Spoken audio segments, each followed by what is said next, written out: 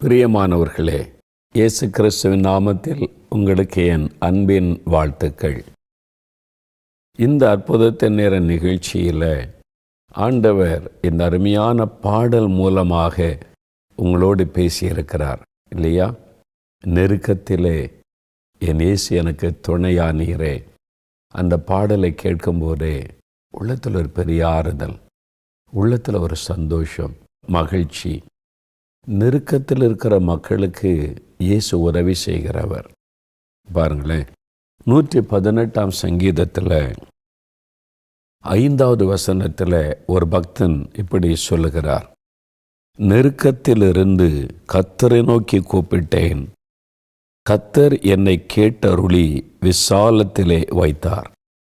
நெருக்கத்திலிருந்து கர்த்தரை நோக்கி கூப்பிட்டேன், கர்த்தர் என்னை கேட்டருளி விசாலத்திலே வைத்தார். இன்றைக்கு ஒரு நெருக்கமான சூழ்நிலையில் நீங்கள் இருக்கலாம். கடன் பிரச்சனையின் நெருக்கம், வறுமையினாலே உண்டான நெருக்கம், குடும்பத்தில் உள்ள பிரச்சனையினாலே உண்டான நெருக்கம், பொல்லாத மனிதர்களால் உண்டாகிற நெருக்கம். இப்படி ஏதோ ஒரு காரியத்தில் உடைய மனதெல்லாம் நொறுங்கி நெருக்கப்பட்ட சூழ்நிலையில் நீங்கள் கலங்கி கொண்டிருக்கலாம். யார் எனக்கு உதவி செய்வாங்க? யார்கிட்ட நான் போவேன்? ஒரு அனாதை போல் ஆகிவிட்டேனே நீ கலங்கி நிற்கலாம். நீங்கள் கூப்பிட உங்களுக்கு ஒரு நல்ல ஒரு இடம், ஒரு கண்மலை இருக்கிறது. அது கர்த்தர், கர்த்தராகிய இயேசு கிறிஸ்து. அவரை நோக்கி கூப்பிடுங்க. நெருக்கத்தில் உங்களுக்கு உதவி செய்வார். உங்களை விசாலமான இடத்துல வைப்பாராம், உங்களை மேன்மைப்படுத்துவாராம். அநேக ஆண்டுகளுக்கு முன்னால் நடந்த ஒரு சம்பவம் எனக்கு ஞாபகத்தில் வருகிறது. நான் சென்னையில் அப்பொழுது இருந்தேன். ஒரு வாலிபனை அடிக்கடி சந்திக்க நேர்ந்தது. அந்த வாலிபன் எப்பவும் துக்க முகத்தோடு இருப்பான். பேசினாலும் சந்தோஷமாய் பேச மாட்டான், சிரிக்க மாட்டான். எப்பவும் துக்கமாகவே அவனுடைய முகத்தில் அந்த துக்கம் தெரியும். சில நாட்கள் நான் அவனை கவனித்தேன். அதனால் அந்த வாலிபனோடு பேச வேண்டும் என்று என் உள்ளத்திலே ஒரு தூண்டுதல் உண்டானது. ஆண்டவர் அந்த தூண்டுதலை கொடுத்தார் என்று நான் விசுவாசிக்கிறேன். அந்த தம்பியை நான் அழைத்து கொண்டு போய், உங்களோடு நான் கொஞ்ச நேரம் பேசணும், சரியா என்று கேட்ட உடனே என்ன விஷயம் என்று கேட்டார். நீங்கள் எப்பவும் துக்கமாக இருக்கிறீங்க, ஏதோ ஒரு பிரச்சனை உங்களை அழித்துக்கிட்டே இருக்குது. உங்களை சந்தோஷமாகவே நான் பார்க்கல, சில நாளாக கவனிக்கிறேன். உங்கள் பிரச்சனை என்னன்னு சொன்னால் என்னால் முடிந்த உதவியை நான் செய்கிறேன், உங்களுக்காக நான் ஜெபம் பண்ண முடியும் என்பதாய் கேட்டேன். அப்போ அவனுடைய கண்ணிலிருந்து கண்ணீர் வடிய ஆரம்பித்தது. அந்த வாலிபன் சொன்னான், நான் பல மாதங்களாக துக்கத்திலே வாழ்ந்து கொண்டிருக்கிறேன், ரொம்ப நெருக்கத்தில் வாழ்ந்து கொண்டிருக்கிறேன். யாருமே என்னை இப்படி அன்பாக விசாரித்தது இல்லை, அதனால் உங்கள்கிட்ட சொல்லுகிறேன் என்று அழ ஆரம்பித்தான். அவன் சொன்னான், நான் ஒரு தொழில் கல்வி படித்து முடிச்சிட்டேன். எனக்கு ஒரு நல்ல வேலை கிடைக்கும்னு எதிர்பார்த்தால் டெம்பரவரியாக ஒரு வேலை கிடைச்சிருக்குது. கொஞ்சம் சம்பளம் தான் வருது. அதை வைத்து கொண்டு வீட்டு வாடகை கொடுக்கணும், கரண்ட் பில்லு கட்டணும், என்னுடைய தனித்தனி தேவையை சந்திக்கணும், சாப்பிடணும். ஆனால் வருகிற சம்பளத்தை வச்சு ஒரு மாதம் முழுவதும் 3 வேளை என்னால் சாப்பிட முடிவதில்லை. நான் இப்போ சில மாதங்களாக சம்பளம் வந்த முதல் வாரத்தில் 3 வேளை சாப்பிடுவேன். 2வது வாரம் வரும்போது 2 வேளை தான் என்னால் சாப்பிட முடியும். கடைசி வாரம் வரும்போது ஒரு நாளைக்கு 1 வேளை தான் நான் சாப்பிடுவேன். அதை யார்கிட்ட சொல்ல முடியும்? வறுமை, வாங்குகிற சம்பளம் அவ்வளோதான், 1 வேளை தான் சாப்பிட முடியும். இந்த சூழ்நிலையில் என் தாயாரை கவனிக்கிற பொறுப்பை என் மேலே வந்து விட்டார். என் தாயை நான் நேசிக்கிறேன், அவங்கள வைத்து கவனிக்க விரும்புகிறேன். நானே சாப்பிட வழி இல்லாமல் கஷ்டப்படுறேன். எப்படி எங்கள் அம்மா வச்சு கவனிக்கிறது? அடுத்த ஒரு பிரச்சனை, இந்த டெம்பரவரி எனக்கு கிடைச்ச வேலை இந்த மாதத்தோடு முடிவடைகிறது. அப்புறம் வேறு வேலை தேடணும். அப்போ வேலை இல்லைன்னா எப்படி வீட்டு வாடகை கொடுப்பேன், எப்படி சாப்பிடுவேன்? எனக்கு எல்லா பக்கத்தில் நெருக்கம். எங்கள் சொந்தக்காரங்க நல்ல பதவியில் இருக்கிறாங்க, அவங்க வீட்டுக்கெல்லாம் போனேன். 2-3 பேர் நல்ல வசதியாக இருக்கிறாங்க. என் கஷ்டத்தெல்லாம் சொல்லி எனக்கு ஒரு நல்ல வேலை கிடைக்க ஹெல்ப் பண்ணுங்கன்னு கேட்டேன். ஒருவர் எனக்கு உதவி செய்ய முன் வரலை. என் அன்பாக விசாரிக்க கூட மாட்டாங்க. அதனால் எல்லாராலும் நான் கைவிடப்பட்டுட்டேன். ஒரு அனாதை போல் இருக்கிறேன். நாளை தினம் எனக்கு ஒரு பெரிய கேள்விக்குறியாக இருக்குது. எல்லா பக்கத்திலும் நெருக்கம். நான் ஏன் உலகத்தில் வாழணும்?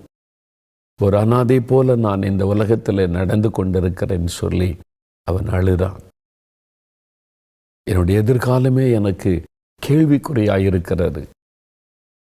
நான் அவனை பார்த்து சொன்னேன், தம்பி, உங்களை நேசிக்க, உங்களுக்கு உதவி செய்ய, இந்த நெருக்கத்திலிருந்து உங்களை விடுதலையாக்க ஒருவர் இருக்கிறார். அவர் உங்களுக்கு உதவி செய்வார். இயேசு. அவர் உங்களுக்காக சிலுவையிலே நெருக்கப்படுவதற்கு தன்னை ஒப்பு கொடுத்தார். இந்த நெருக்கமான சூழ்நிலையிலிருந்து உங்களை விடுதலையாக்குவதற்கு அவர் தன்னை நெருக்கத்துக்கு ஒப்பு கொடுத்தார். அவர் எல்லாரும் கைவிட்டாங்க. அற்புதம் பெற்றவங்க கூட மறந்து ஓடி போயிட்டாங்க. சீஷர்கள் கூட ஓடி போயிட்டாங்க. யாருமே கூட இல்லை. தனித்து விடப்பட்டிருக்கிறார்.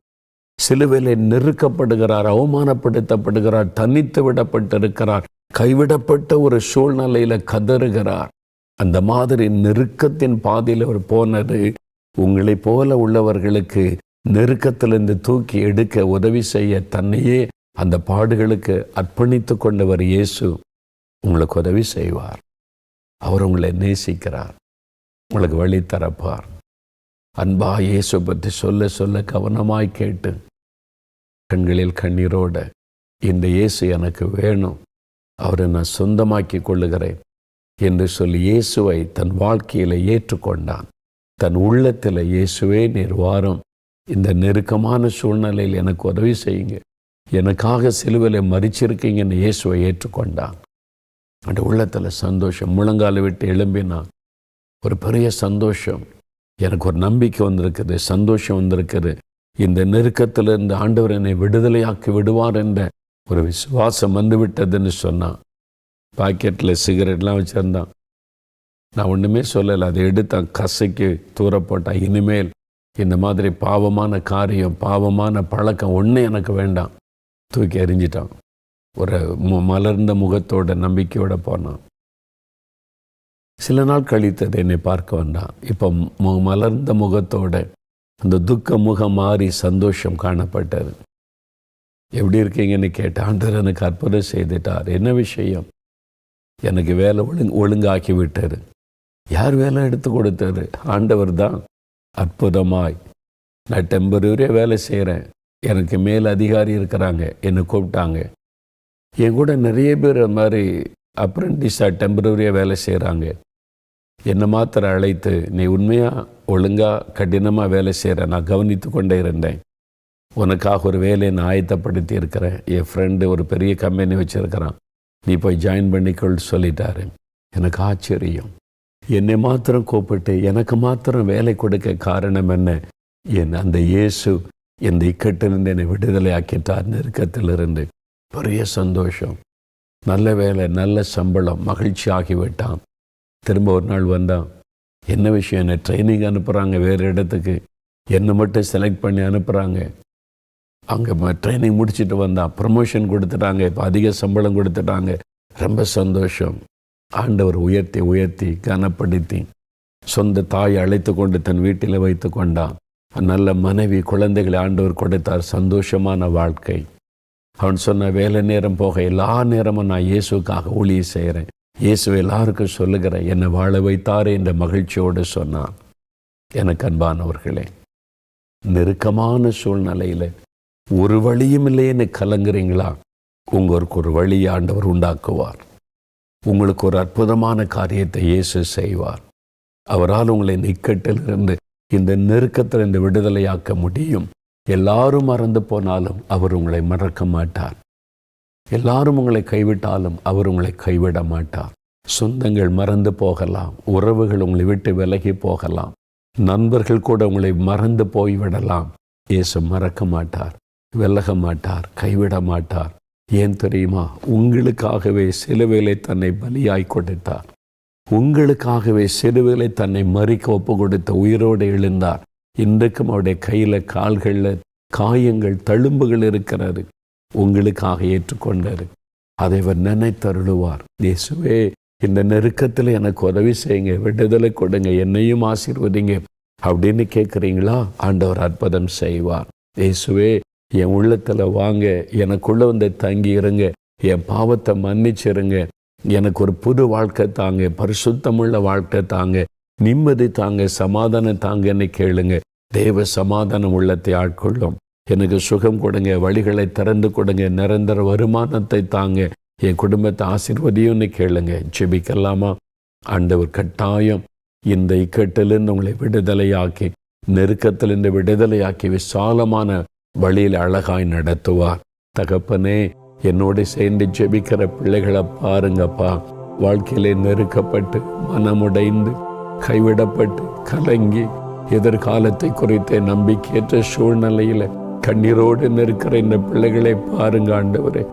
மனிதர்களால் ஏமாற்றப்பட்டு, மறக்கப்பட்டு, கைவிடப்பட்டு, ஏன் வாழ வேண்டும் என்று அங்கலாய்த்து நிற்கிற பிள்ளைகளை பாருங்க ஆண்டவரே.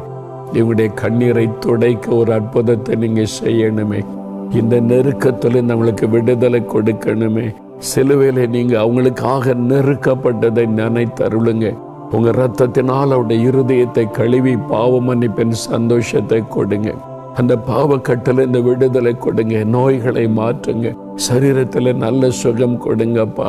வேலைக்காக வழி தரங்க, வருமானத்துக்கு வழி தரங்கப்பா. வழி இல்லாத இடத்துல வழி திறக்கிற தேவன் இந்த இக்கட்டான நேரத்தில் இந்த பிள்ளைகளுக்கு ஒரு வழியை உண்டாக்கி கொடுங்க. தேவைகளை சந்திங்கப்பா. காரியங்களை வாய்க்க பண்ணுங்கப்பா.